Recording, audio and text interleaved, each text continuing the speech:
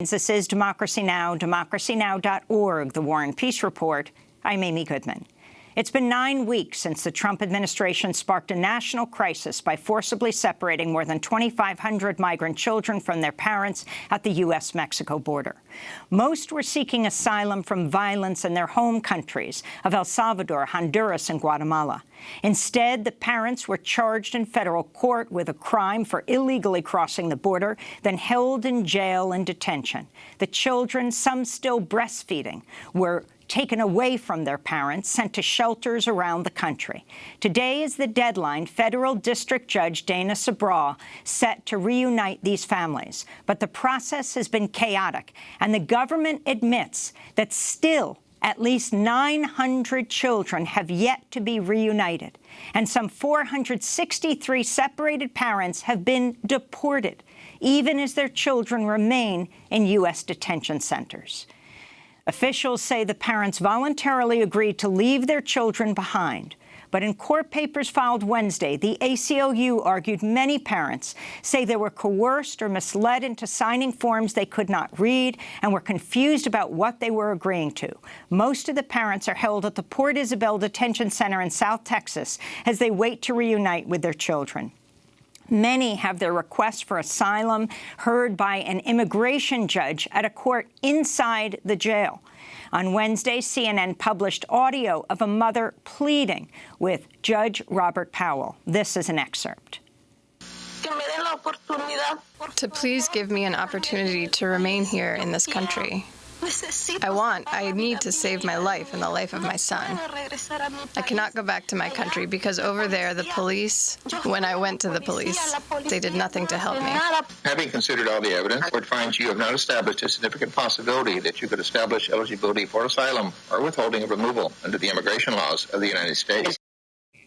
For more, we're joined by two immigration lawyers who've been representing and providing pro bono assistance to parents separated from their children, some of whom still have not been reunited by today's court-imposed deadline. In Washington, D.C., Ofelia Calderon is with us. She has a client who was reunited with her daughter, but they're now being held in family detention. She's on the advisory council of Legal Aid Justice Center and on the board of the Dulles Justice Coalition. And in McAllen, Texas, we're joined by Carlos Garcia. Of his two clients, one was reunited with her 6-year-old son earlier this month. The other reunited Wednesday at Port Isabel, just hours ahead of the deadline. As we speak, a march of immigrant children and families is on its way to the U.S. Capitol, where they plan to hold a sit-in to demand all the families be reunited and released. We welcome you both to Democracy Now! Carlos Garcia, can you give us an update on your client, Brenda, and her daughter? Tell us who they are.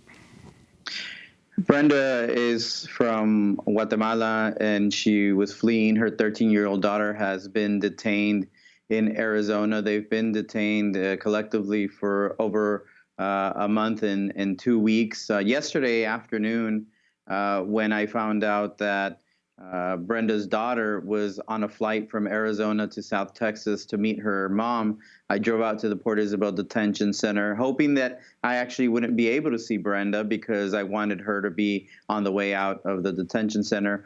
Unfortunately, I was able to see her, but actually that gave me hope because I talked to her and she felt positive.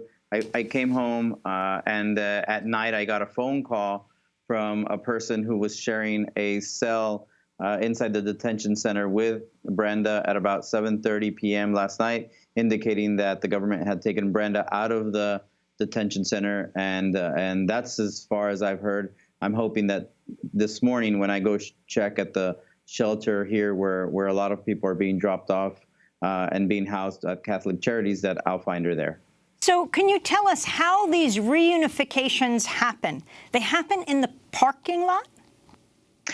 Right. Yesterday, when I was leaving the Port Isabel Detention Center, actually, I walked out, and to my right, there was a big bus, and I saw families, moms and dads walking in to the bus, and presumably they were headed down to the shelter where they're staying, and it was occurring right outside in the parking lot.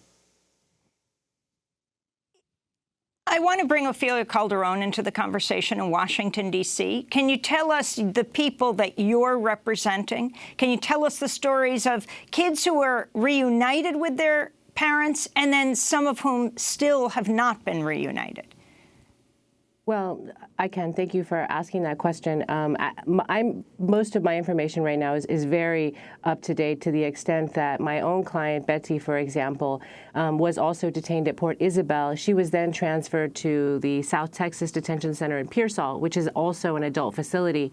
And I have to say that a number of other mothers and fathers from Port Isabel were transferred up to that San Antonio facility, I believe because their children must have been in shelters or foster care situations nearby. After a few days, they were then transferred to the South Texas Family Residential Center in Dilley, Texas, and that is where my client was reunited with her daughter. So her daughter was actually not in a shelter. She was in a foster care situation. They brought her to Dilley, and that is when they reunited. My understanding is that that happened for a large number. There are still people that we are in contact with, parents who we're in contact with at both Pearsall and also at Port Isabel, who are still awaiting reunification, sadly. And I mean, obviously, this is a situation that we're all monitoring to figure out when and how the reunifications are going to occur. Can you talk about your client, Betty? You say she was pressured by ICE to do what? I mean, it did appear for some period of time that Betty was being pressured to sign a document that would authorize her deportation. Let me say this, that Betty is not the only person who brought this piece of paper to my attention and to the attention, I think, of other media outlets as well. There was a period of time where many parents were being shown a piece of paper and asked to sign it. So their options were basically one, and I think this is where the confusion lies, is because most of them said to me, and of course I didn't see this piece of paper, they were telling me this from the jails. Option one was, do you agree to be deported and reunited with your child outside? Option two was, do you agree to be deported but reunited with your child before? And option three was, do you want to speak to your lawyer? So this is how it was explained to me. And obviously, like, the questions that arose from that for the parents were, okay, so if I sign this piece that says I agree, will I be reunited with my child or not? And it seemed to be the only option for reunification, some form of deportation either before or after. And that was very confusing for them. And in some ways, for example, with Betty, it was somewhat coercive to the extent that officers would return to her. She obviously would check off the box that said, I want to speak to my lawyer. And when an officer would return to her, that officer would say, don't you want to be with your child? Don't you want to be reunified with your child? Of course, Betty wants to be reunified with her child. But at the same time, she also didn't understand what choosing what one of these options would mean. And frankly, neither did I. Carlos Garcia, what does it mean when the government says hundreds of people are not eligible to reunite with their children? Right. There's so much confusion about that. We don't know. As of Friday, I was in touch with a couple of lawyers who are litigating these lawsuits, and they had indicated that perhaps my client had been identified as a person not eligible for reunification. So I was very worried. But the reality is that who knows if that was true or not, based on any kind of definition, because we are not getting any kind of information as to what that means. I wish we knew, so that there was a way that we could address that, so that there was a way that we could advocate for our clients if indeed they were identified as not eligible for reunification. But that's a definition that the government has not provided to us. Carlos, can you talk about your client, Lucy, who you successfully got released earlier this month and has been reunited with her 6-year-old son? The personal impact this crisis has had on you, your mother inviting Lucy to her house after she was released earlier this month, cooking her dinner. You're at ground zero of this, really what many are calling an immigrant kidnapping crisis, and the kidnapper, the U.S. government. Yeah, I don't think that's a far stretch of what it is. I talked to Lucy just yesterday afternoon, and she was with her son there in the Dallas area. They were coloring, doing some reading of work. It was when you asked me to talk about what I felt, what it was felt like to be able to share this moment with my mom, it's very touching because the stories that Lucy was telling us were horrific. The treatment that she received when she entered the United States was just devastating. She had just fled from a country with her son, seeking some good opportunities from a country which she felt was going to afford that. And unfortunately, our government ended up taking her child away from her, and she wasn't able to see him for approximately a month. She wasn't able to talk to him for about 20 days, which was also devastating to her. And so it's very exhausting emotionally, and we're lucky and we're fortunate to have been able to help her. And what has Lucy told you about her son adapting now, her child? I mean, so many stories we've heard, psychologists putting out brochures on the effect of the trauma of separation. You know, when I met this little boy, a 6-year-old boy, and he exited the shelter where he was detained, he was really strong. He was very optimistic. He asked if we could go eat some pizza, and so we did.